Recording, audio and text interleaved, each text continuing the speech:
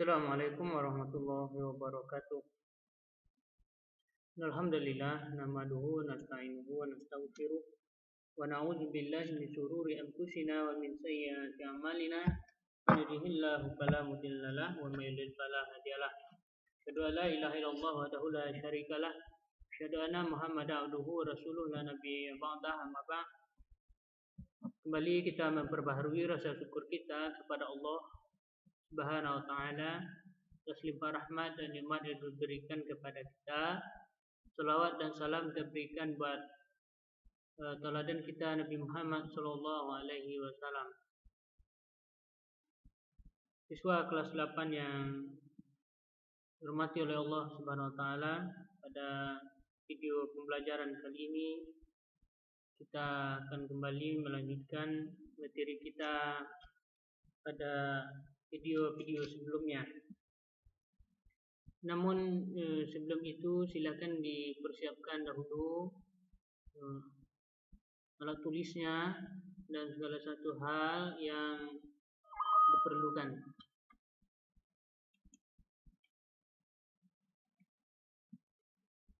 Dipersiapkan segala satu yang diperlukan, dari pena, buku, dan ambil tempat yang nyaman.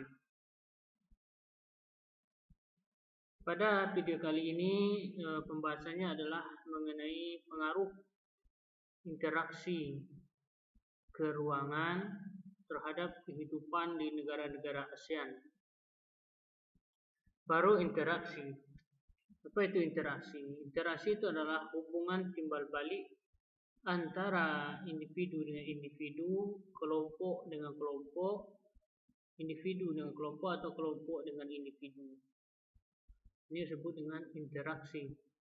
Dulu apa interaksi keruangan? Interaksi keruangan adalah interaksi dari satu tempat satu dengan tempat yang lain.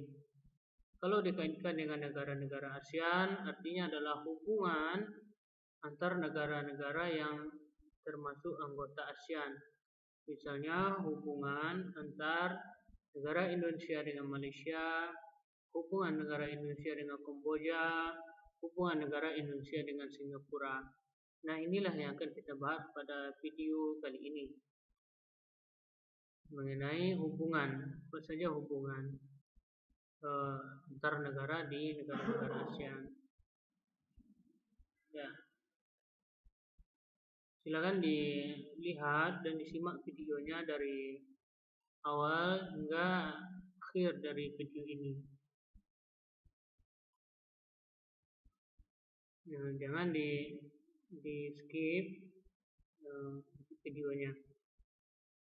Dan saya juga menyampaikan bahwasanya tidak beberapa hari dan beberapa jam lagi kita akan melaksanakan ulangan tengah semester, dan kisi-kisi serta SKL-nya sudah diberikan dan sudah dikirim ke grup IPS kelas 8. Silakan dipelajari betul-betul baik-baik dan diulang-ulang pelajarannya. Oke. Pengaruh interaksi keruangan terhadap kehidupan di negara-negara ASEAN. Pengaruh faktor alam terhadap perubahan ruang dan interaksi keruangannya. Apa saja faktor alam? Itu ada faktor alam, faktor geologi, dan faktor ketersediaan sumber daya alam. Ya, yang pertama itu faktor iklim. Faktor iklim, ya, bukan faktor alam ya, faktor iklim. Ya, iklim ini juga berpengaruh terhadap perubahan ruang dan interaksi keruangan antar negara ASEAN. Yang mana lokasi negara ASEAN ini tuh berada di antara benua Asia dan benua Australia. Nah, ini menyebabkan pola dari arah angin itu berganti setiap setengah tahun sekali, yang dinamakan dengan angin muson. Ini secara bergantian, sehingga menyebabkan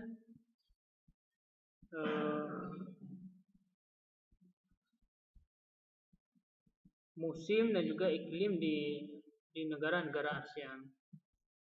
Terjadilah kekeringan, dan terjadi juga kebanjiran karena hujan dan juga lain-lain. Sehingga sebagai negara-negara ASEAN ini membentuk kerjasama. Ketika negara satu mengalami kekeringan, maka negara lain juga akan membantu. Seperti contohnya, ketika tahun 2015 di Sumatera itu terjadi kebakaran hutan yang sangat hebat di Sumatera, sehingga ada bantuan dari Malaysia dan juga Singapura untuk meminjamkan pesawat pemadam kebakaran. Nah, itu faktor iklim, sehingga terjadilah interaksi antar negara-negara ASEAN. Faktor geologi, yang mana sudah dijelaskan sebelumnya bahwasanya di negara-negara ASEAN ini banyak terdapat gunung api dan juga banyak terdapat lempeng-lempeng yang bisa menyebabkan gempa bumi. Sehingga negara-negara yang ada di ASEAN ini sering terjadi bencana yang disebabkan geologi berupa lempeng-lempeng yang bertumbukan sehingga menyebabkan gempa. Setidaknya ada 4 dari 11 negara ASEAN yang sering terjadi bencana ini, yaitu Indonesia, Malaysia, Thailand, dan Myanmar. 4 negara ini adalah pernah mengalami kejadian gempa yang merenggut korban jiwa yang sangat banyak. Dan gempa ini juga dapat menyebabkan tsunami seperti yang terjadi di Aceh pada tahun 2006. Nah, sebagai negara anggota-anggota ASEAN ini, negara-negara ini saling berkoordinasi untuk memberikan bantu kemanusiaan berupa kebutuhan pokok, fasilitas kesehatan maupun donasi untuk perbaikan lingkungan dalam masa pemulihan. Gitu ya. Sehingga terjadi juga interaksi pengaruh tadi itu dan mengakibatkan terjadinya interaksi perubahan. Dan pengaruh perkembangan terhadap perubahan ruang yang diakibatkan oleh perkembangan teknologi transportasi dan komunikasi.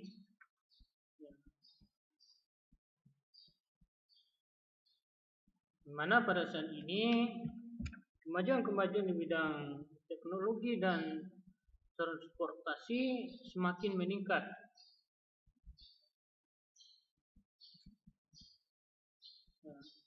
Seperti ada pesawat terbang, ada kereta api, ada kapal yang mampu menampung banyak orang.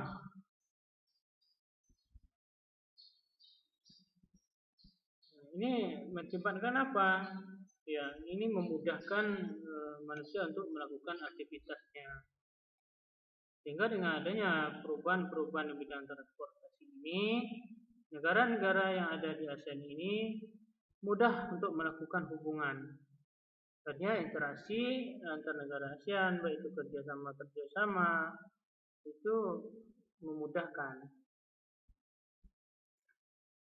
Kemudian juga di bidang telekomunikasi, dahulu kita hanya memakai surat, kemudian berubah menjadi SMS berupa HP, dan sekarang bisa melalui WA, internet, lebih canggih lagi. Nah, ini juga mengakibatkan interaksi yang mudah antar negara ASEAN. Dan perkembangan teknologi transportasi dan komunikasi ini dapat mengakibatkan beberapa hal. Seperti di bidang sosial, itu bertambahnya jumlah penduduk dalam waktu yang singkat. Dan kebutuhan transportasi massal semakin tinggi untuk menghindari kemacetan. Dan maraknya perdagangan manusia.